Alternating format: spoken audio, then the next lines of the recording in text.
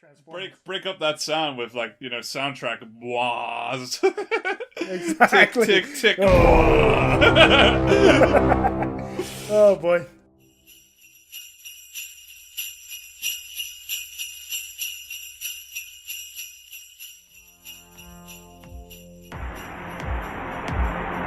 Good evening, ladies and gentlemen. We are tonight's entertainment. Sound good? Yes, sir! I know who I am! Did IQs just drop shot That could have while been I was away? I have a plan. I like this All shit. You know, it's Dance exciting. off, bro. It is your Me and you.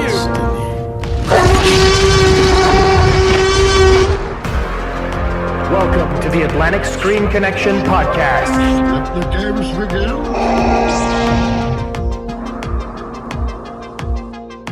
Welcome, everyone, to the show this week, episode 17 of the ASC podcast with Jason and Lee. I am Jason. I am Lee. And today we're going to be talking about a Christmas classic called Miracle on 34th Street, the 1947 classic directed by George Seaton. Before we get into that, I want to know how my co-host, Mr. Lee Brady, is doing. How you doing, Lee? I'm doing well, man. I started exercising for my wedding. It's the first time I started exercising in months. How's it going? It's fine. Well, actually, it started out pretty bad because the initial intention was to go to the gym. Me and Maria, we were going to go to the gym. We're going to go early in the morning, and then we both go to work afterwards. But we both go to work pretty early, I would have thought. So, Maria went one day. She went early one morning, didn't enjoy it at all, didn't like the gym vibe, came right back, said, that's not happening. So that stopped. So, intentions went badly at first, but we got a couple of phone apps that sort of tell you what workouts to do at home. And I mean, we've got space here, so we're just doing that. When I get home from work, I do some exercise, about 10-15 minutes a day, and it's okay. It's all right. Is it? No. Is it 10-15 minutes a day? You're from Ireland. I mean, there's boozing every weekend. Yes, but I eat a lot and I drink decently, but I don't really gain a lot of weight because of magic. You're a lucky fucker. Yeah, exactly, So I have a French fry. It shows us a lump on my ass. I gotta be careful. So yeah, I only need a little exercise to, be healthy enough for my wedding to go, hey, remember that 5 months of exercise I did? So that's going to be good. I'm going to keep that up. But yeah, other than that, all is well. I'm getting excited for Christmas. I love Christmas. I put the tree up. I've decorated the house. Yes, I saw that. I saw a nice picture on Facebook. Maria said, thanks to Lee's enthusiasm. So apparently you're the guy that's big on Christmas over there. I mean, to be fair, in my house, in my family household, I am probably the least Christmassy. Really? Yeah, maybe except my dad, I guess. I don't know.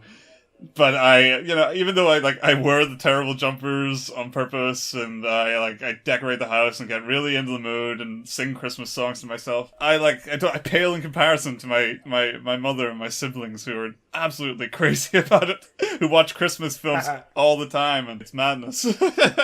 Ouch, I don't know. I like Christmas. I mean, my tree's up as well. I put up a couple of lights in the window. Great. And I haven't put any gifts under the tree yet. I'm waiting for the kids to leave to go see their mother for the next week, and then perhaps when they come back they'll see something underneath there.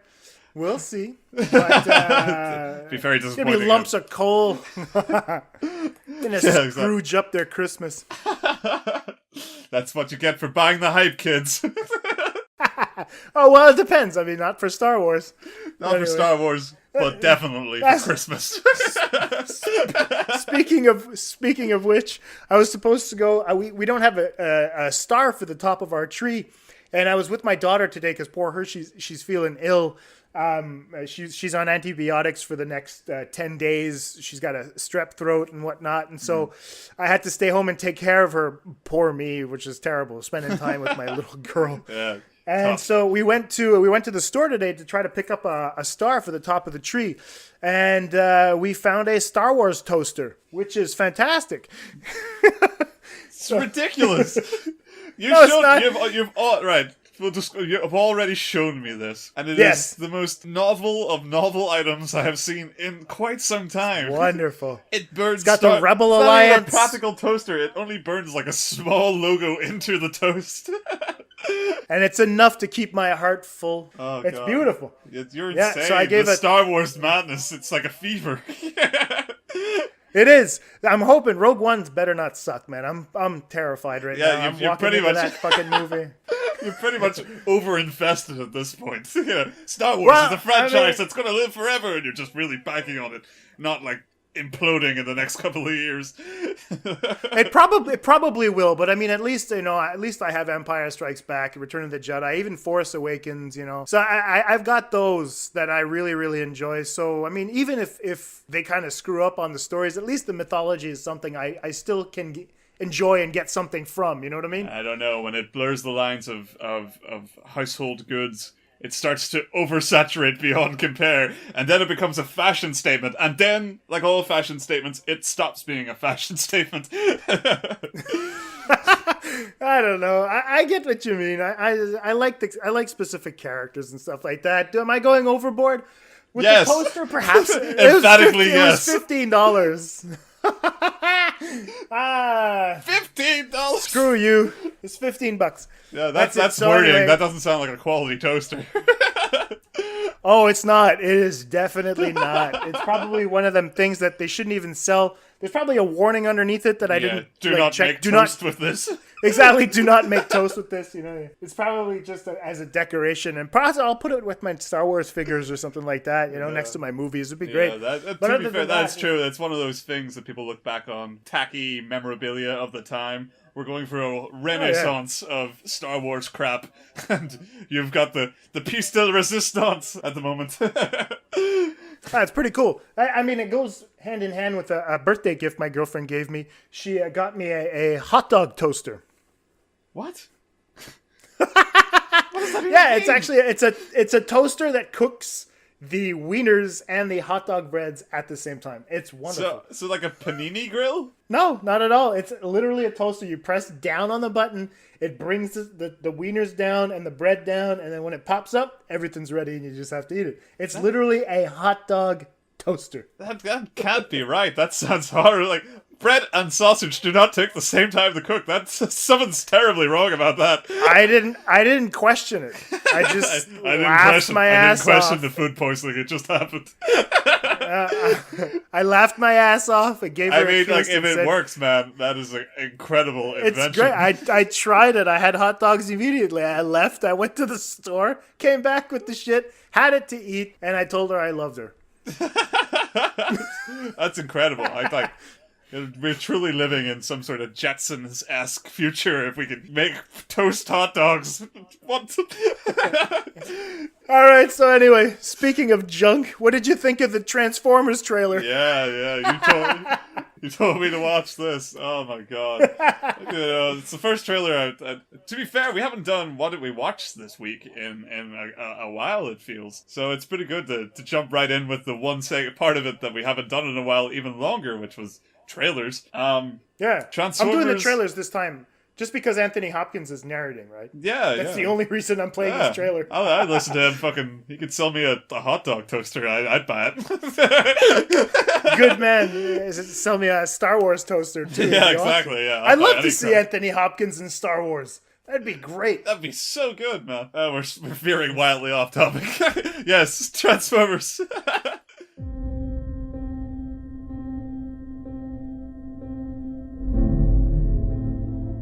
It has been said through the ages, without sacrifice, there can be no victory.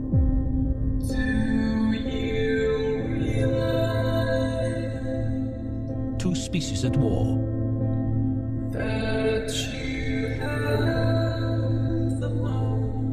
One flesh, one metal.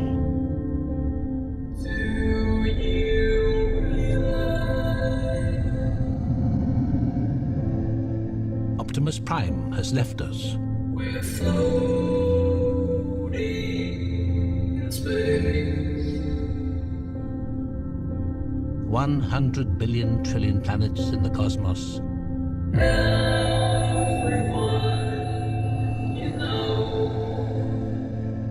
You want to know, don't you? Why they keep coming here.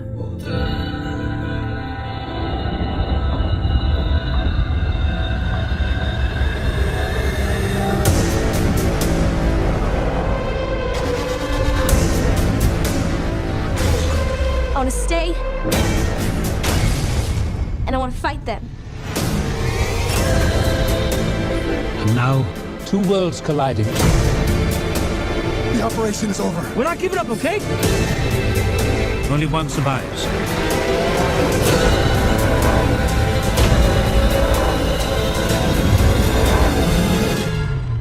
Oh my God. Forgive me.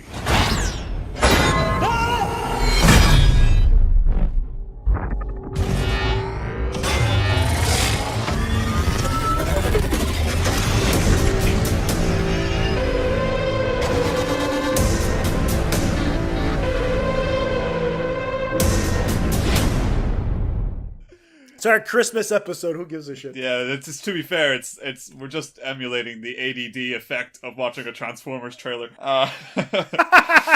Yeah, what really sold me about this fifth Transformers film trailer is that Anthony Hopkins had to say the words 1,000,000 trillion planets. Like he pulled a number off out of his ass. It's just like, I don't understand why they're just like, no, we'll pay you, Anthony. Just say a number. 1 in a bajillion billion planets are in our galaxy, and one of them is Cybertron. It feels like he was squinting while really reading the script and being like billion, trillion. Yeah, It's just one of exactly. those- Yeah, it was like a double he take. skipped the word without on purpose. Poor guy.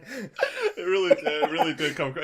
He couldn't have given it less effort either. It was fucking hilarious. Oh yeah. Does this look any good? Of course it doesn't. But I would like to see it at a sheer tack value. I mean, these have to end at some point, and they're going to be a part of our history as human beings. We're going to look back at the period of terrible Transformer films that influence generations of blockbuster crap, and we're going to have to see where it all began and see how it died and do multiple theses on why this happened. So let's stick with the trend. Let's watch this crap. At this point, I evaluate Transformers the same way as I evaluate the Sharknado movies. I feel it's the same thing with the larger budget.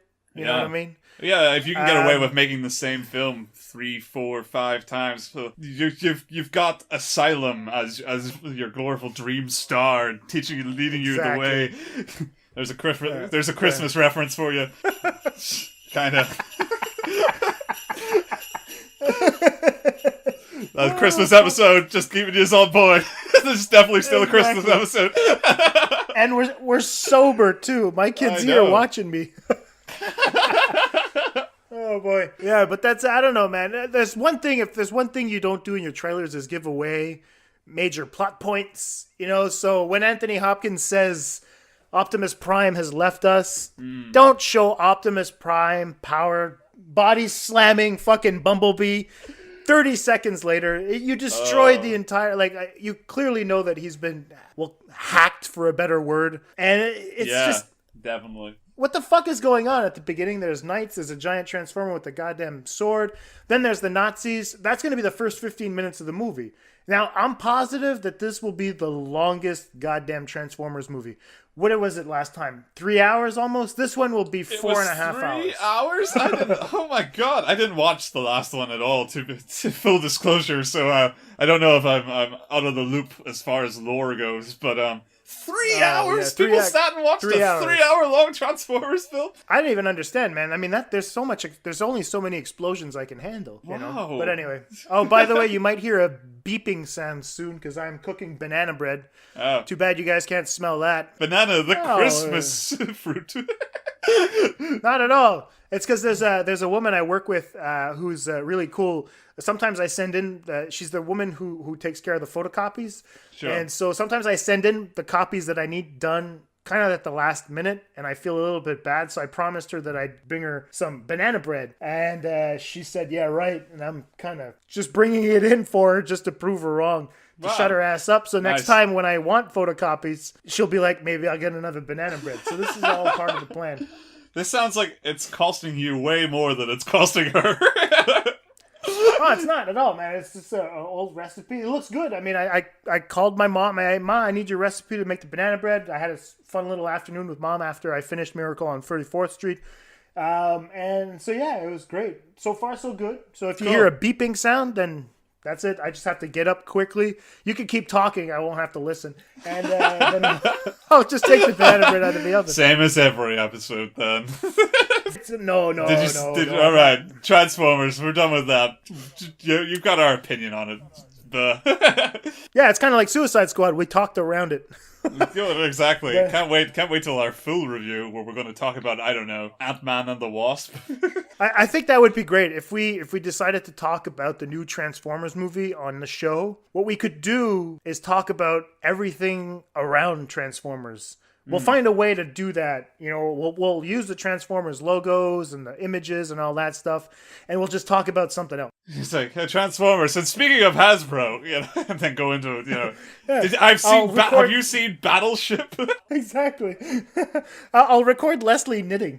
I just have the little needles just going click click click for our segment on Transformers. Break up that sound with soundtrack wahs. Exactly. Tick tick tick. Oh boy. All right. So other than that, let's see. Oh, that's you. There's the beeping sound. So Lee, what did you watch this week? I gotta go take my stuff out of the oven. Talk about The Prestige. I won't be there to beat the shit out of you. All right, guys. Let's talk some movies. So this week I watched The Prestige, the Christopher Nolan film, and you'll be pleased to know that I liked it, didn't love it. I had a brief discussion with Jason about it. He loves the film. And he pointed out some interesting things to me about how it kind of reflects PTSD and how the mutual desires of the characters sort of drive them to become their worst enemies. And I thought, yeah, that's all right. I get it. But for me, it didn't connect to me at all. Because it's about one-upmanship, you're always detaching yourself from the movie to prepare for the next one-upping because secretly Christopher Nolan wants to one-up you. I didn't buy it for a second. There are good performances, there are fun visuals and neat tricks and stuff, but I didn't really care that much. I wouldn't watch it again, but I certainly wouldn't say don't watch it. I'd just say, yeah, I've seen better Nolan. I've seen worse Nolan. What else I watch? I watched Sully, and the less said about that, the better. You can read my review on it on Big Picture Reviews. Look, Jason's back. Banana bread tastes great. Good. I got through The Prestige and Sully without your participation, so we can keep going. I haven't watched Sully yet. Prestige, I think, is a great film. It's my favorite of Christopher Nolan's films after Interstellar. But I know that you didn't particularly like it, but we talked about it. You probably... Yeah, I mentioned your take. I was very reasonable. Good. Sully, yeah, I read your review and you really, really did not like it. I'm looking forward to seeing it just so that I can... Because, I mean, I've read... It must be a mess of a movie because I've read both sides of the story. Oh, well, exactly. People have enjoyed it a lot, and then other people were like, what the hell is Eastwood doing? And so, yeah, I'm looking forward to sitting down and picking it apart myself. I'm going in reserved. I don't know what to expect. I wanted to see it because they were playing it here in IMAX, and I didn't get a chance to see it. So I'm going to have to watch it on my TV. I would have loved to see it on IMAX. It did strike me. That's what I mean. In my review, I go into that sort of 40-minute stretch where we were in the plane, and we're part of the actual event itself. That part there, that screams, should have been seen in IMAX because it was incredible, and I have no faults for it. A great sequence, and easily... enough of a reason to see the film, to see some damn good handling of a disaster on film, right. But or a potential disaster, because obviously it's the miracle, but everything around it is the actual disaster of this. It's not good. But to be fair, I'm not going to force a lot of judgment on it. Lots of people have had different takes from it. I think a lot of people are bringing a lot of themselves to the film, a lot of their personal affects. Some people I've heard, on Next Best Picture, they were talking about they really enjoyed it, I think. And I think a lot of that was because most of them live in New York. And so it was a big New York film for them. I get that. Right. Perfectly makes sense. It does seem like a all-together, we as one kind of film. Fair enough. I was a little more cynical on that take, but whatever. I think that's fair enough. And other people that see the sort of the good intentions shine through over the horrible missteps that I kind of had with the thought the film takes. Fair enough. It's not mean-spirited. I'll say that. So, I mean, it genuinely is a mistake, not a intentional. It's not manipulative. It's just misguided. So, if you enjoy it, you enjoy it. I think I went in reserved. I didn't have much expectations, and I was pretty disappointed in it. And I can't say I was, excited for it. So I don't know. Didn't strike me as a good film at all.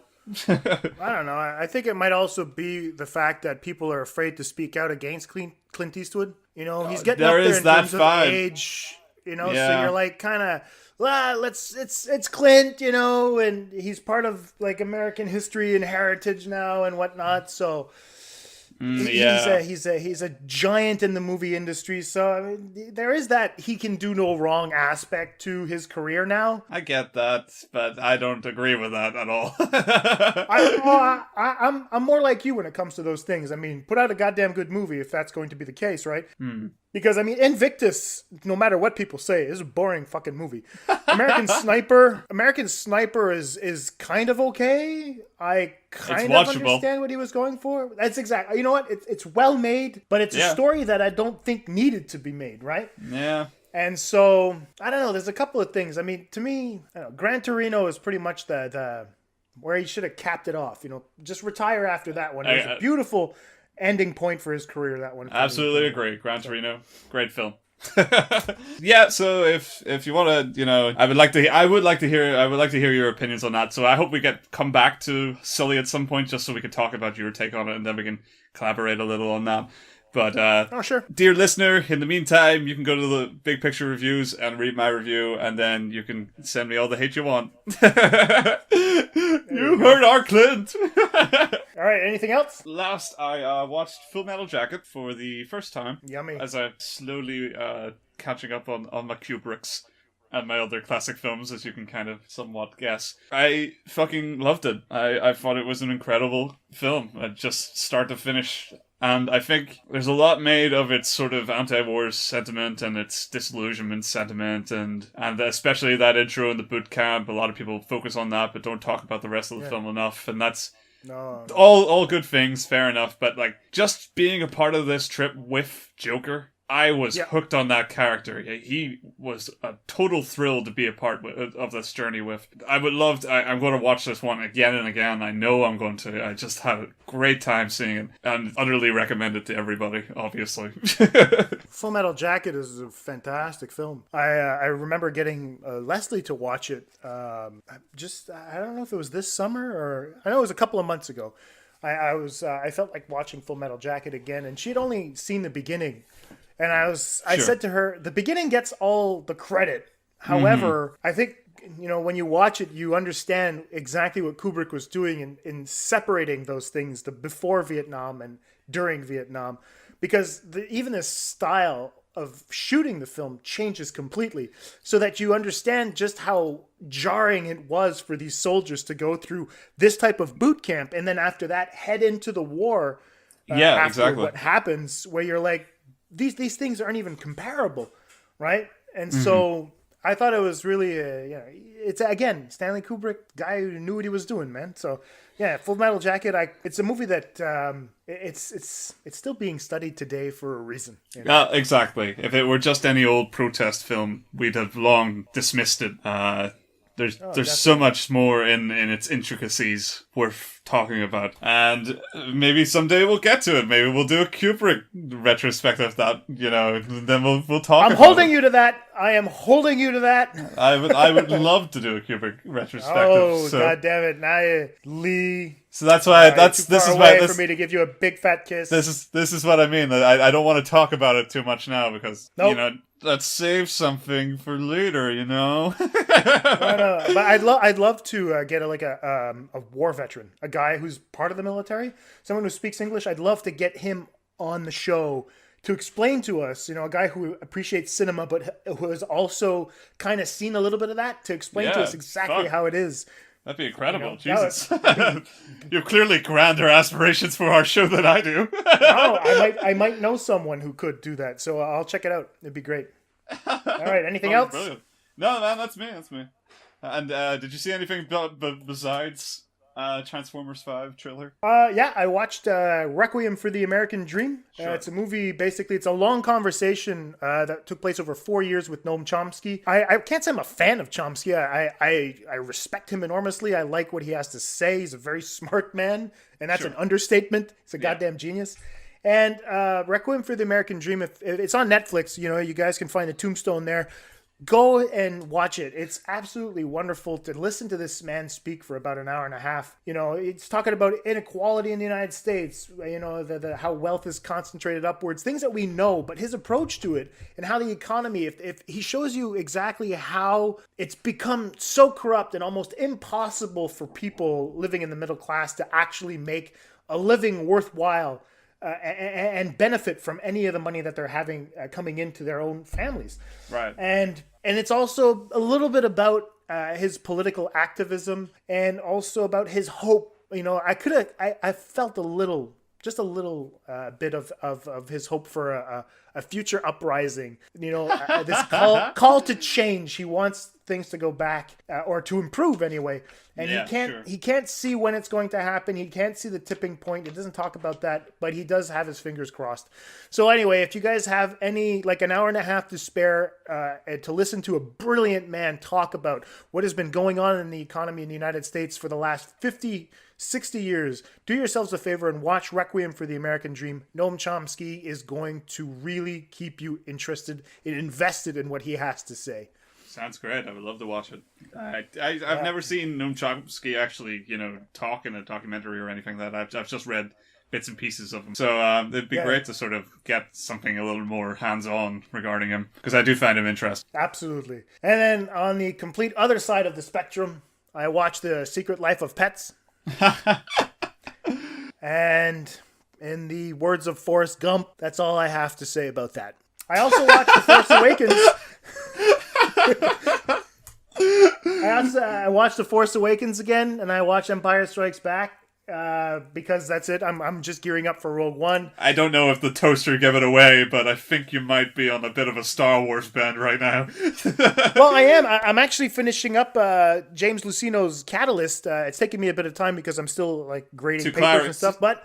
To clarify for our audience, that's a book? Yeah, I'm reading James Luceno's Star Wars Catalyst. It's called a Rogue One novel. So this essentially is the setup to Rogue One, where he details the relationship between director Orson Krennic, the Ben Mendelsohn character, and Galen Erso, who is Mads Mikkelsen in Rogue One, so essentially Jyn Erso's father, and how they went to the same academy. They've known each other for quite some time, and how Galen Erso, Jyn's father, has been working on synthesizing the Kyber crystal in order to create sustainable energy for planets.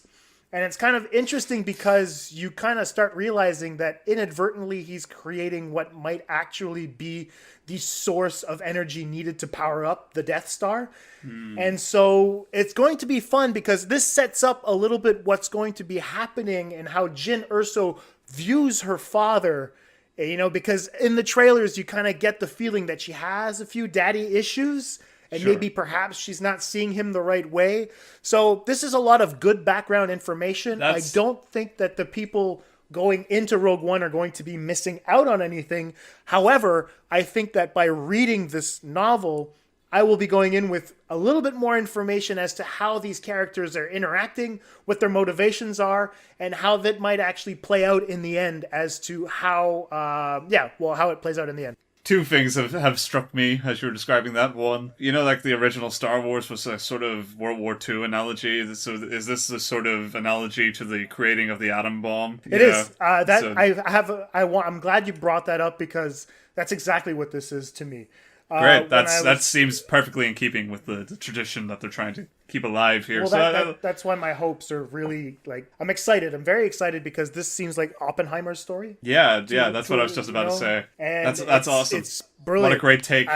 Well, exactly. And then you realize that the rebels, if they're doing it, when we saw the shots in the trailers, they're from the ground. If you look at how George Lucas used to shoot the dogfights and the X-Wings versus the TIE fighters, he basically traced, rotoscoped a lot of imagery from old World War II clips, right? Sure, yeah. And now, if I'm not mistaken, I've seen an interview with Gareth Edwards, the director of Rogue One, saying that he basically, in presenting what he wanted to present to Kathleen Kennedy as what his pitch was for Rogue One, he had his crew Photoshop rebel helmets onto a lot of footage from the Vietnam War, from the Gulf War, and also World War II. So this is really keeping in line with how the original Star Wars trilogy is. So it's getting me a little bit excited. Great. That sounds... at least they have their heads great. in the right place. That's what's important. Exactly. And the other thing was, so Rogue One is a Star Wars story. Catalyst is a Rogue One story. So is this like a layers thing? Is the next one going to be like, Catalyst 2, a Catalyst story, and then it's going to be like Oppenheimer's Revenge, a Catalyst 2 story? I don't think so. I think right now, this I'm glad that they put out Catalyst because I've been reading the comics as well. And to be honest, when you're reading Catalyst, there are mentions of Count Dooku. There are mentions of Poggle the Lesser. There are mentions of so many characters that come from the prequels. Masa Mida's there. And here I am just kind of reading through this and I'm like, Jesus Christ, how much fucking prequel shit is going to be in Rogue One? Oh, no. And I feel like with Catalyst, they're kind of getting a lot of that out of the way because this is a very transitional thing. I just finished reading about Jyn Erso's birth, I'm at where she's at 6 months old right now in the novel. Sure. And so I'm kind of looking forward to them kind of leaving... How can I put it? Leaving that aspect, even in the latest trailer for Rogue One, you see that one of the Trade Federation ships that kind of looked like those giant donuts again from the Phantom Menace. So I was like, oh no, okay, this will be it'll be a very much a transition story. Yeah. It's going to be one of those stories that you're going to like, okay, there are remnants of what were the prequels, but we're hedding really they got to do it somewhere, I suppose. The original series. Yeah, exactly. They're going to do it Days of Future Past where they go like, and by the way, the midichlorians were just like a made-up thing that Qui-Gon Jinn just said. It's not true. He was a crazy theorist. And then they just get that out there. And then we can just pretend it never happened. Yeah, well, yeah, that is... But, I mean, like faith or like science, a lot of things are... bullshit. Exactly. They're disproven at one point, so I'm pretty sure that the midichlorians... That's what I mean. They have to do brush it off and just be like, we've debunked that now. There was no X-Men, The Last Stand. Let's put it that way. Oh, no, there wasn't. All right, so that's about it for me this week. Shall we move on? Yes, jingle bells. There you go. Christmas. It's Christmas. Remember, it's our Christmas episode. Christmas episode. So let's put on the trailer for Miracle on 34th Street, and we'll be back right after this. The question of Santa Claus seems to be largely a matter of opinion. Many people firmly believe in him. Others do not. I'm Santa Claus. Oh, you don't believe that, do you?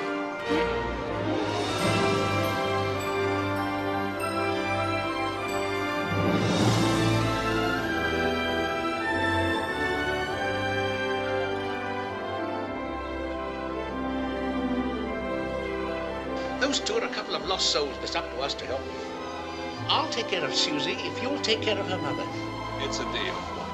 But you'll get me out of this. You'll think of something. It's not going to be easy, Chris. Oh, it will be for you. I intend to prove that Mr. Kringle is Santa Claus.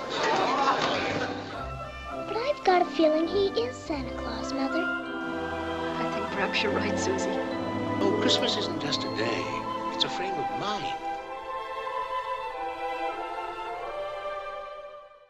And welcome back. I hope you guys enjoyed the trailer for Miracle on 34th Street. Miracle on 34th Street was a movie that came out in 1947. It was directed by George Seaton. It stars Maureen O'Hara as Doris, John Payne as Fred Gailey, Edmund Gwenn as Chris Kringle, an extremely young Natalie Wood as the young Susan, and Porter Hall as Granville Sawyer, the psychologist. The plot: an old man claiming to be Santa Claus is put on trial.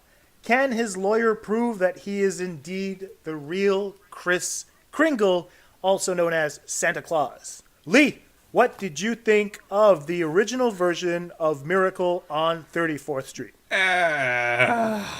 Loaded question. I'll say, like, okay, it's a weird semi-tradition in my house, in my family house, where I always spend Christmas. We watch the 1993 version with Richard Attenborough, and oh, he's great, yeah. Jurassic Park. Yeah, and I do like that film, you know. It's a weird concept, and it's a bit depressing, like most Christmas films, especially towards the middle, but it has the perfect Santa in Richard Attenborough. But what is good about that film, it owes entirely to the original, and what is better about that film than this film is what it looked at as the missteps of this film and decided to either avoid or reiterate and update in a smart way. So generally I went into this with a soft preference to the remake, but I wanted to see maybe that was going to be debunked by this older version, and to me it wasn't. This is a weird dated film that is charming in a really dated way. It's funny. It's there are good things. I will say some good things about it, but it's mostly negative. I would never watch this again. It is a bizarre thing that we decided to watch on a whim for Christmas. And it never made me feel Christmassy, even slightly, which is also a huge negative. But yeah, that's my general impression. What did you think, Jason, of Miracle on 34th Street? Well, I'm pretty much the same as you. You know, as much as I'm not a Christmas movie fan. I'll be honest. Even I'll go as far as to say that It's a Wonderful Life is a movie that I don't particularly enjoy. Sure. I've seen it twice, and I tried to understand why people enjoy it, and it just kind of got a lot of traction because they were playing it on TV, like on infinite repeat, and it just became a classic as a result of that. Sure. It was never considered a classic at the time. You know, it was just one of those things that they threw on TV. Yeah. And people kind of started flocking around it because it was on TV. Sure. I mean, like, I didn't know that. And then in my household, this It's a Wonderful Life wasn't ever really hailed as a classic. I know my dad outright hated it. And there was always that joke in Friends, it's a sucky life. And just when you think it can't suck anymore, it does. So that was my impression going into that. And I still loved it. I thought it was a great film. But I'd be very hesitant to rush back to it. It's not very Christmassy. Yeah, that's it. I mean, to me, Christmas movies, I enjoy the little classics from when I was a kid. You know, Rudolph the Red-Nosed Reindeer is a very weird movie from 1967. But at the same time, I mean, I was young enough to kind of just absorb it, and when I watch it with this very nostalgic feeling. However, Miracle on 34th Street, I had seen for the first time 15 years ago, and I hadn't watched it since that point in time, and I remember why. Now, having seen it this second time, I don't care if this film is considered a classic. It's an Oscar winner. I think it's a terrible film. I think it's a terrible fucking movie. I was bored out of my mind. I fell asleep on it twice. Granted, I mean, I did fall asleep on Seven Samurai, but that didn't, it didn't impede on my enjoying that film. Exactly. One's overly long, one's like an hour and a half. I don't understand. A lot of people say that it's a very classic. I think that classic is a catch-all term now for if they liked it back then people should like it now. Sure. And you're right, the themes are very old. It's very dated. And I mean, I understand that it could be a vessel to explain what was going on in society or culture at a specific moment in time, post-World War II. However, I didn't think that a movie could be as naive and hypocritical as a movie such as Miracle on 34th Street. So I was kind of offended watching it, just sitting there going like, I can't believe just how fucking terrible these people are. Yeah. And how poorly written the characters are, how dumb the courtroom scene is. They want to be grandiose. There's nothing Christmassy about it. Really it isn't. happens between Thanksgiving and Christmas. So I just assume watch like Bad Santa or Elf, you know? So I'm sorry for Scrooging up this fucking Christmas episode, but Miracle on 34th Street to me is a very terrible movie. Scrooged. That's a film we should have talked about. There you go. All right, well, let's re-record this. Let's stop this now. See you next week. Well, I'll try to explain some of the things I liked about the film before we start shitting on it, and then maybe we can slowly try to understand what people enjoy about it. This is what I perceived anyway. First, I mean, performances are good. I mean, for 1940s fluff, especially a sort of semi-comedy drama like this. Edmund Gwenn is a really good fucking Santa Claus. I really liked him. He's great. I'll give you that. Yeah. I'll give you that. There's something about seeing Santa and trying to understand his overall positivity that is very interesting to watch. You know, it is interesting to see this man that's sort of, I don't know, he's like commercialism Jesus.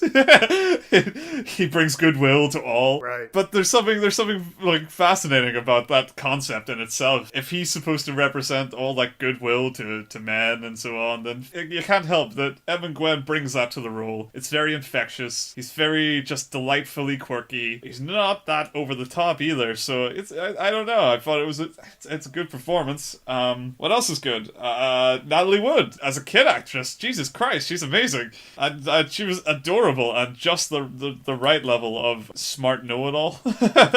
Right. So I don't know, I found her character pretty fun, and I liked her character's kind of arc. It was certainly better handled than her mother's.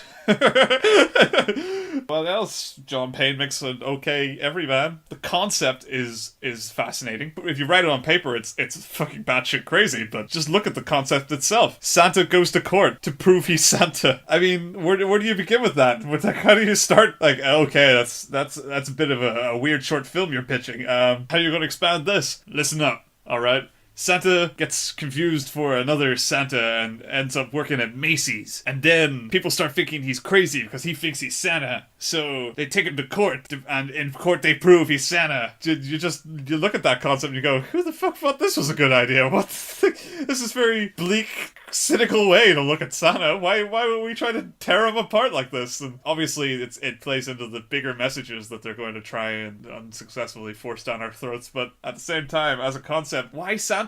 Why of all people to take this stand, Santa? I don't know, but I found its concept just like at least memorably insane. And at times there is something enjoyable about its and charming about its datedness. I think of one scene. I think it's the opening scene where Santa's just strolling around, Kris Kringle even, and he goes to a shop window and a guy's decorating reindeer wrong or something, and he bangs on the window and basically rudely intrudes to tell this man to do his job better. And it's so like detached from how people talk to each other or how anybody gets away with shit in real life that it screamed old Hollywood to me. I don't know. I find old Hollywood fascinating in its sheer misunderstanding of how people work. I don't know. I thought that scene was probably my favorite in the movie. And then after that, it goes to shit. That's the opening scene.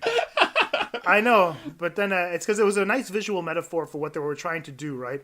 The idea that there's a loss of communication between the older generation and the younger generation, a complete loss of understanding, you know, and an unwilling to open up to individuals that are trying to help you in a way.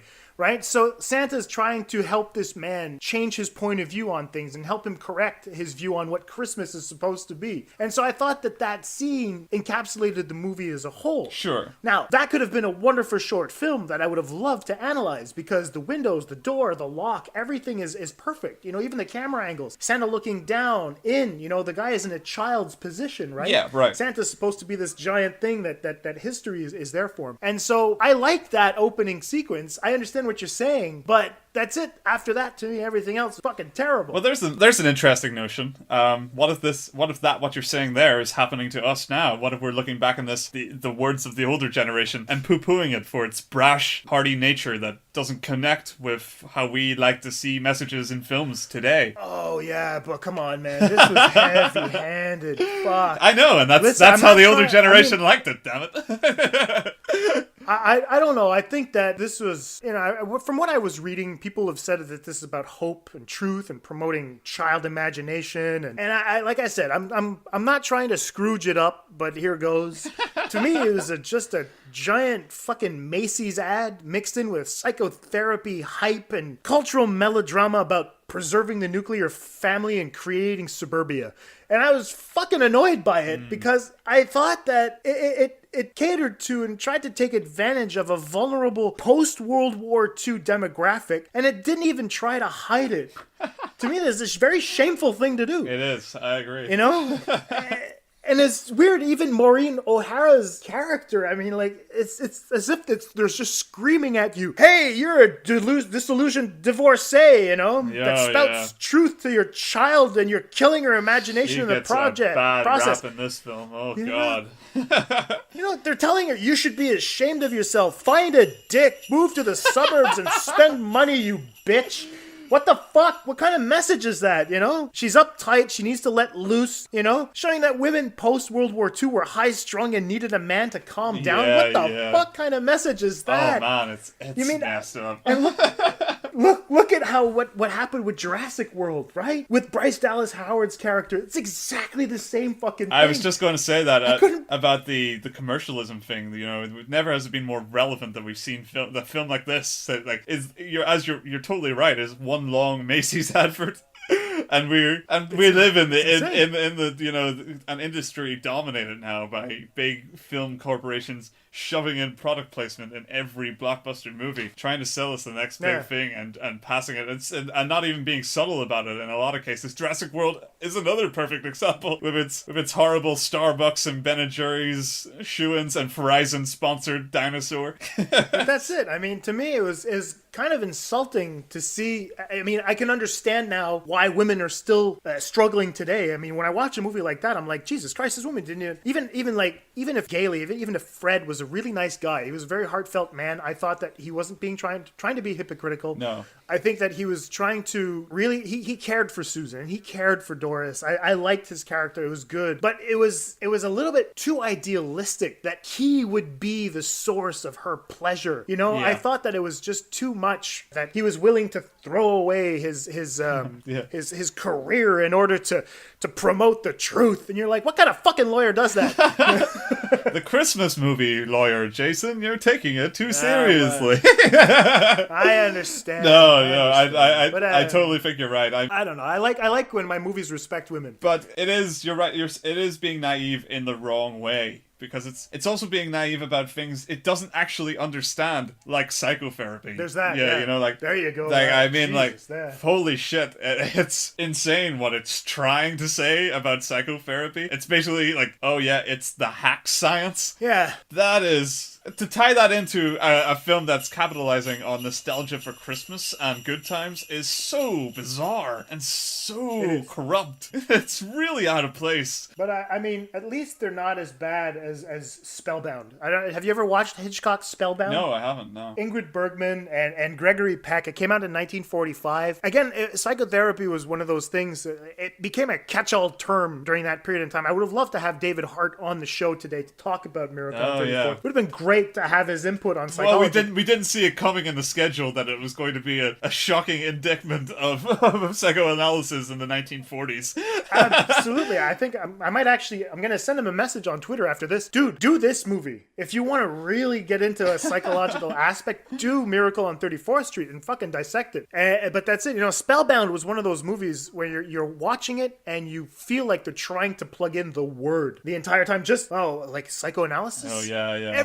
Every 10 or 15 words, psychoanalysis is said. So that it registers and you're like, in this your is head, Gregory Peck and Ingrid taboo. Exactly. You know? And it's weird because these people are doctors and they're trying to use psychotherapy to treat patients and whatnot. And it comes off as really naive. It's like Hollywood's interpretation. If we say the word, then people will get it. But it becomes a buzzword. And so I thought that even here in Miracle on 34th Street, like Porter Hall's character, Granville Sawyer, he is suffering from everything he's diagnosing to these other people. You know, and you're like, really? That's the way you want to play this one? It's like they show you psychotherapy is actually the evil thing. And, you know, if you take the World War II aspect of it, they're saying, don't go see these guys. They'll tell you what's wrong. Go to the store. Go spend your money. Just you'll be fine. Purchase a little bit purchase a little bit of happiness. Forget about the war. Exactly. I get that there is this intention that, you know, after the war people needed cheering up. There was a similar kind of thing that happened after 9/11 in more recent history that sort of forced people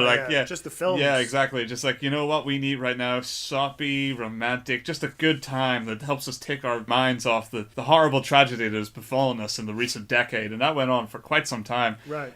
So we saw a repeat of that basically, but we're still living it. Yeah, we're still living it. It's true. It's kind of mixing in with a bunch of other feelings now. It's more fear and weirdness. Superhero films, but man. yeah, exactly. It's definitely still rooted in idealistic battle movies. Yeah, but at the same time, I get what they're trying to do. You know, it is well-meaning, I guess. That they do want people to not feel bad about something that genuinely upsets them. But as we know, this never works. This approach doesn't work. And especially to use that and then to push like blame onto other aspects of life, like psychoanalysis and commercial, you know, and drug abuse, and you go like, fuck these guys. The that's drunk at the beginning, the impoverished and the boozing, fuck them. Their coping mechanism is wrong. What you need is to buy a good old rocking horse from not just Macy's, any store. You know? Exactly. Just go anywhere and spend your money. That's right. You're absolutely right. You know,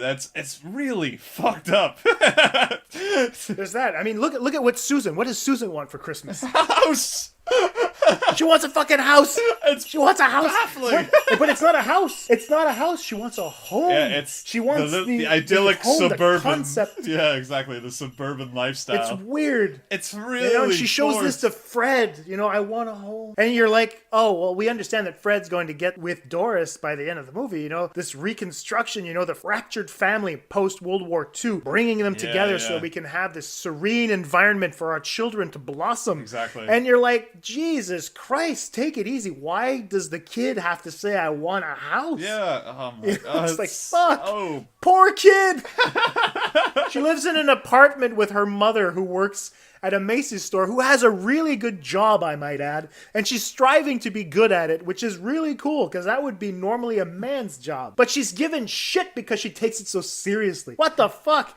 Let her go, let her be. Fly, woman, fly. It's so hypocritical in so many weird ways. It's really something I've never seen in a film to this scale, that like to really in one hand try to push like sentimental good values that are genuinely trying to help people, and to be so naive about how and which ones to push that you would genuinely shove things down and push these weird notions so hard to people. It's a really bizarre film, and because it's a Christmas film, it's all the more manipulative. You know, it plays on that spirit. Absolutely. You know, if this were like just a summer film about a girl who meets this charming old man who, you know, goes to the shop, it would be a weird but forgettable film that we would never talk about anymore. But because it has Santa in it, this is an incredible classic of the day that we still talk about, weirdly. It's been remade like 3 times, and it's all the more creepy and invasive because it's buying off your attachment and your nostalgia for what is the charming commercial holiday. It's so creepy. Yeah, you mentioned that it's not a summer movie, but this film was released in June of 1947. What? June or July? I was one of the two. Holy shit! Because they really wanted to get their run in for the Oscars, because they really thought that Edmund Gwenn had a chance at scoring Oscars, and they really wanted to. And they were right. They did, didn't they? They did. They got a bunch of them. Yeah. But that's it. No, it was released in the summer, and so you're like, wow, okay, this is before Thanksgiving. This is before Christmas. So that what they wanted is essentially to get that movie out, so that during Thanksgiving, during the Macy's Day, during Christmas, oh my God, the people would continue talking about it. So there was a lot of marketing involved in trying to get this one as big, as much publicity as they could. So anyway, it's a very, very odd thing. But I mean, I do like Santa in the movie. I really like him as a character. I love the fact that he whacks that goddamn psychologist. Oh my God, that's one thing I hate. Well, I think he deserved it. I'm not provoking him. I agree. Let's disengage from the thematic dramatic for a bit and just look at the actual narrative for a second, the Yes. Santa Claus here is, we're supposed to be under the impression that yes, maybe he is a little crazy, and that's what the villains of the piece are saying, you know. And what specifically that psychoanalyst is saying about Santa is that he has violent tendencies, and that's why he should be committed. And he's totally right. The villain of the piece totally calls it. He tells it like it is. Like, yeah, you know, if provoked, even if you know, push him the wrong way, that man's gonna beat the shit out of you. And he does, and specifically the therapist, because the therapist is seedy. And I get that, yes, they were trying to attack psychoanalysts, I mean, fair enough, but it's so messed up, because then from that point onwards, Santa actually is guilty of the crime, you know. He actually might need to be, you know, analyzed and possibly locked away, because he's this raging, bitter old man in the facade of a jolly Christmas figurehead. It's really bizarre. And it's one thing the remake fixes, because he actually is, as a character, set up in the remake. He's set up by the competitor to the Macy's ripoff, because they don't use Macy's. They want to damage fake Macy's in the remake, and to do so, they try to take down Santa, and so they get the drunk Santa from the start of the film that he takes a job of, basically tell him, provoke this man, and he does, to the point where he basically gets tripped up by Santa while Santa defends himself, and we get the wrong side of it. Basically, the world sees Santa seemingly attack this guy, and that made more sense. It's still a weird misunderstanding trope to force in your film, and it's kind of a cliche, but at the same time, at least I understood what they were going for. They wanted to get it to the courtroom thing. This was the better way to do it, and at least we didn't think even Santa was a hypocrite. I know you're right. I know that was the point. I just think that Sawyer was such a sniveling little shit that it was like Santa telling him, instead of giving you a lump of coal, I'm gonna give you a lump on the forehead. I get it. Like, to me, it was genuinely cathartic to see him bat the guy on the head. And that little shit, he just leans back in his chair and looks to see if someone saw. He's the fucking child. He's the worst goddamn bully there is. I get that, and I want that moment. Why couldn't we have it? And not also be teasing a story in which Santa is being judged for this exact same thing, you know? Yeah. They don't actually even really use it in the end, you know? He goes to court, he turns himself into the court, so it has nothing to do with anything, you know? He puts himself on trial, right. So it has nothing to do with the therapist. So why couldn't we just have a good old-fashioned bat in the head and have this heroic, if we're going to go full naive, why couldn't we have this angry, embittered, naive Santa beat the shit out of this therapist and have a good old time? Why do we have to also undermine Santa, you know? So it's not even good at being, you know, hypocritical. It's hypocritical at being hypocritical. It's really stupid. It's a stupid movie.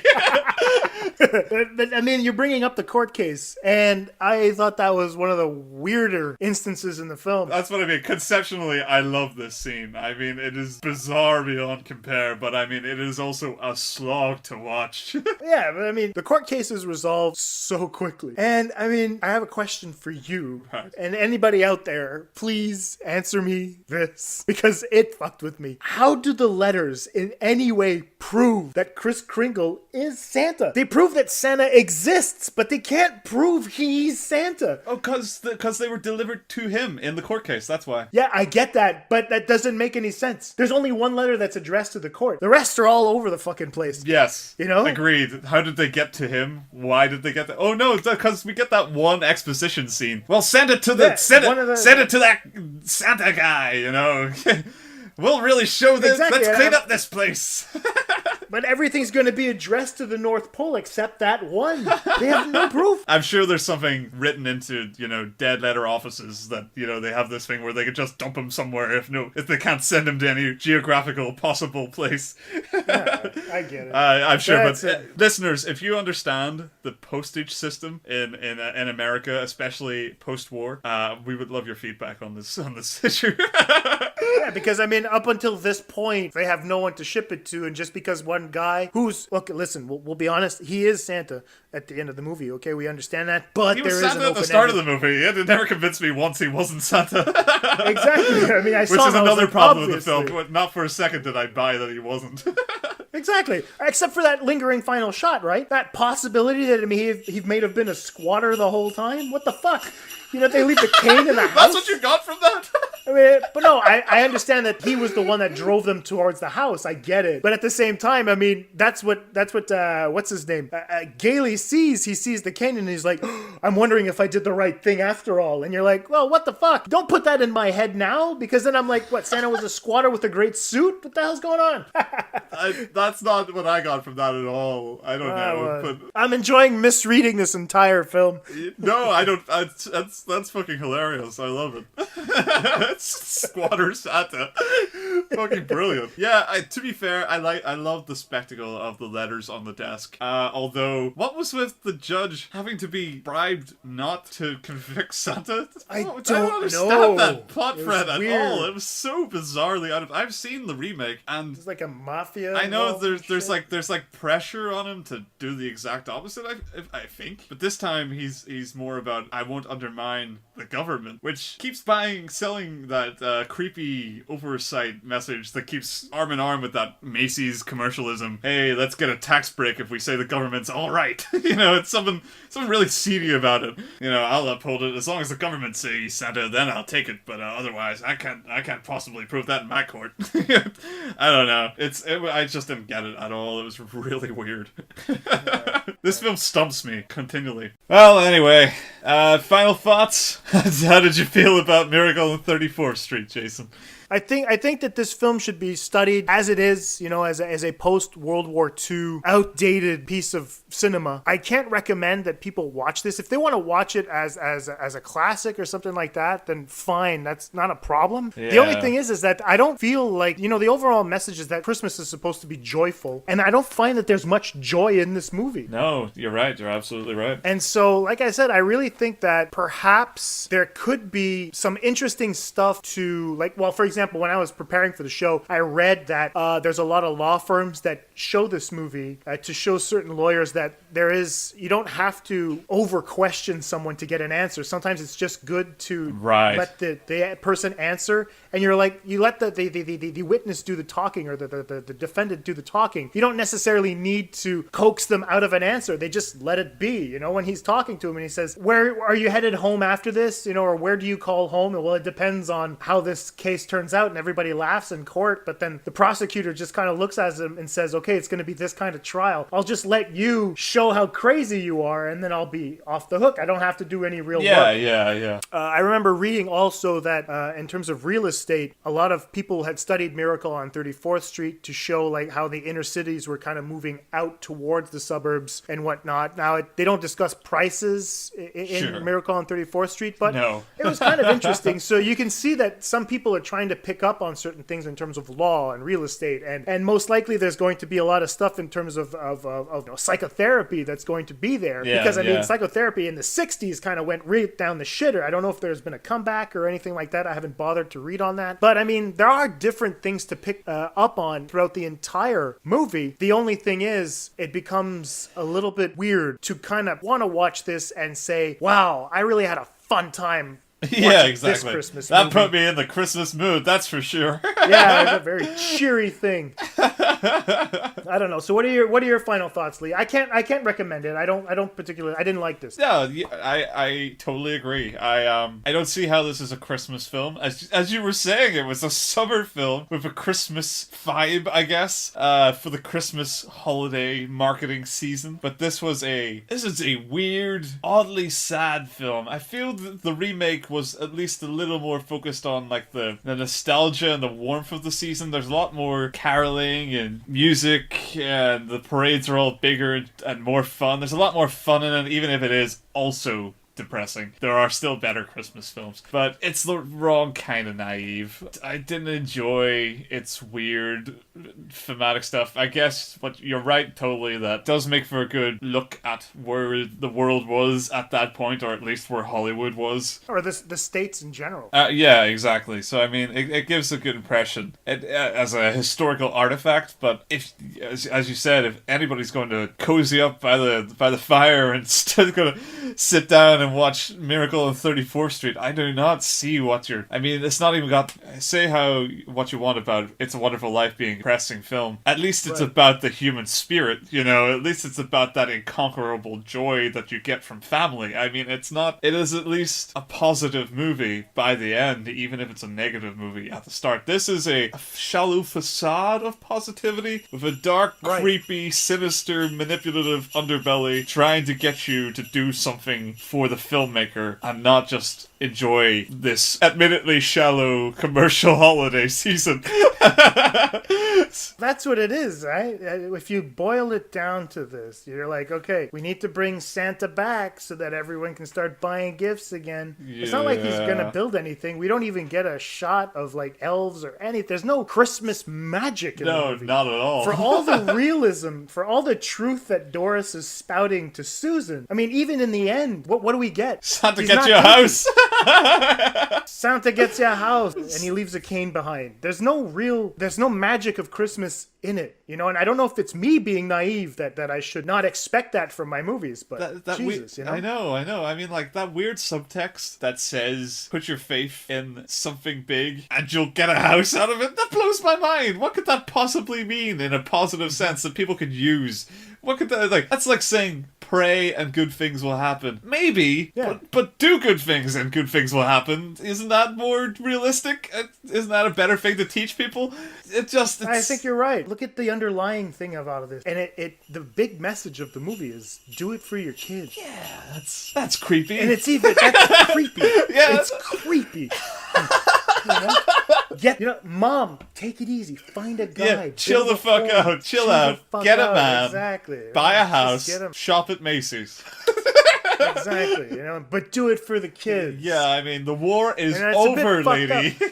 Whatever your fighting left. Yeah, whatever your pent up feelings about scraping for fucking rations, it's gone. You don't have to worry about it anymore. You can keep your iron. But that's it. I don't know. It was a very, very. It was a weird one. Yeah, it was a very weird one. I'm not planning on watching this again. No. Like I said, I'd seen it again first time 15 years ago. I know why I didn't revisit it, and I'm sorry. I'm sorry I put you through it because it was my idea. I said, hey, you should check this one out. I'm glad I've seen it because it's such a weird one to have. I have a basis with the remake, and yet to have never seen the original and to see the comparisons and to have always thought the remake was in itself a bit of a weird film, and to see how much weirder it is what it comes from, to be anywhere in the shape of a somewhat Christmassy film that I've seen so often, from that to come from this is so weird and so puzzling, and it's thrown the other film into a really dark area for me that I'll have to watch again. And it's all those fears about that being a creepy and depressing movie are just going to be made all the worse when I know where some of its sentiments are coming from.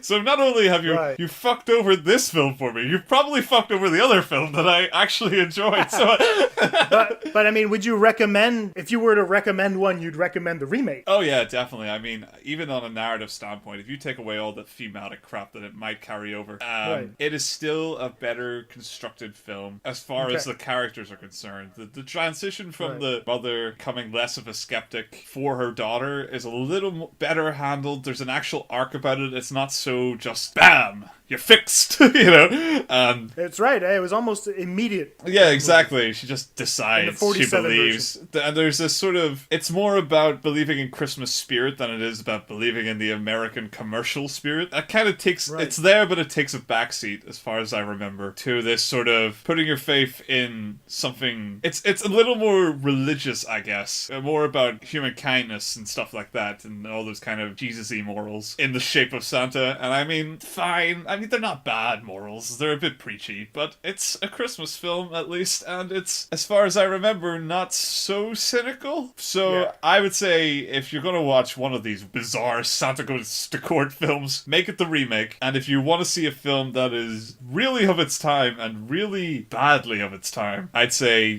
do spend an hour and a half with this original version, just to see it for seeing its sake. But if you're going into it for an entertaining film, or you're going into it to make the best of the Christmas season, or if you've heard on some lists like I read that this is the greatest Christmas film ever made, it's all bullshit, and don't buy it. I can't think of a better way to sum up Miracle on 34th Street.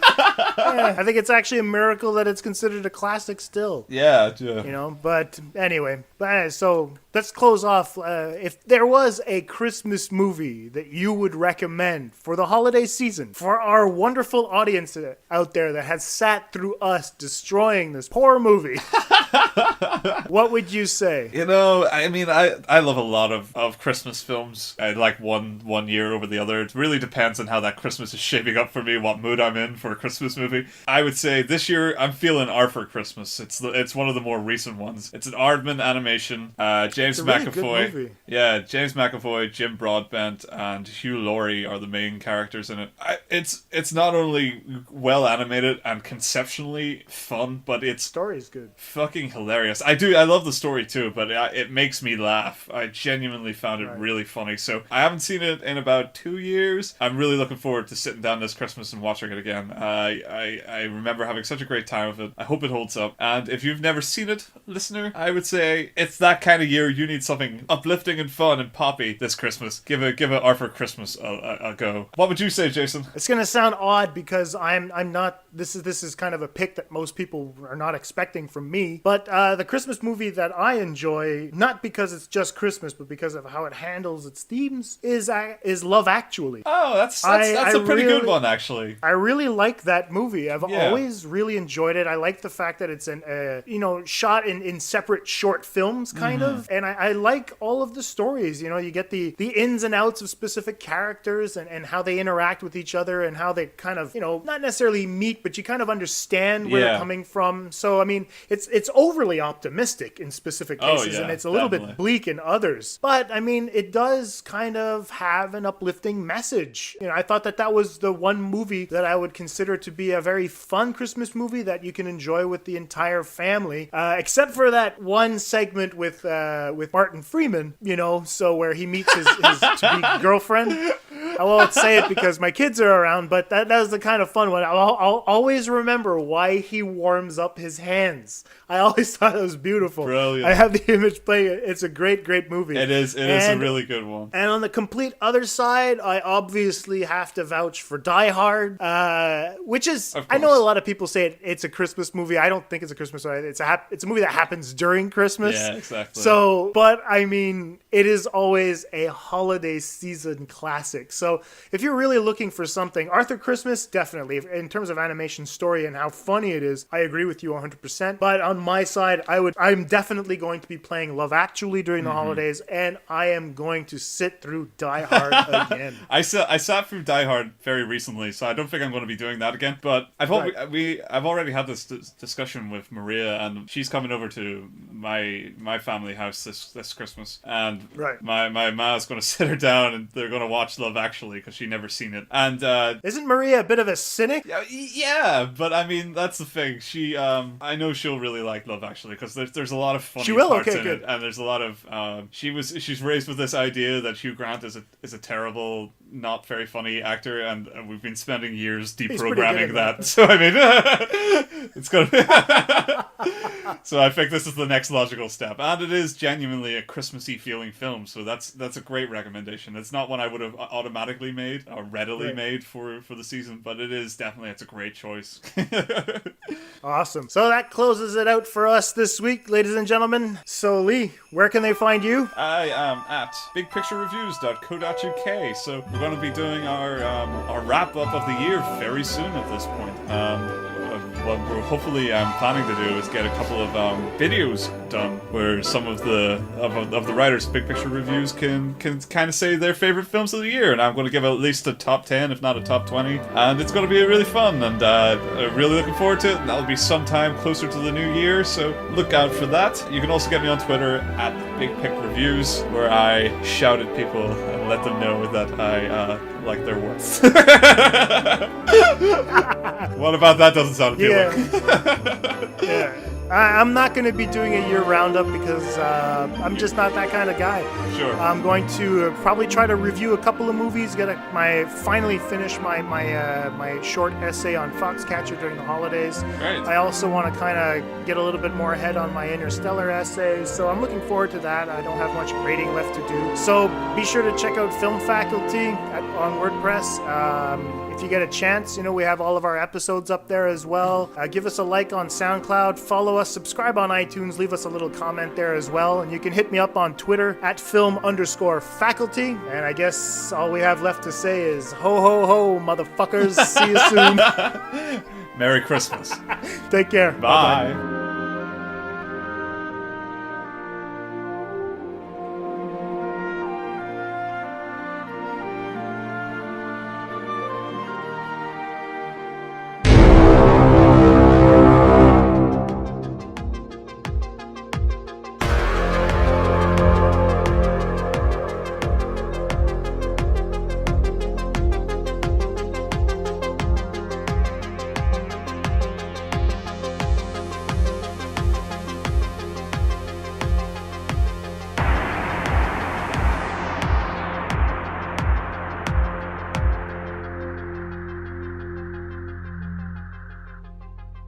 This conversation can serve no purpose anymore. Goodbye.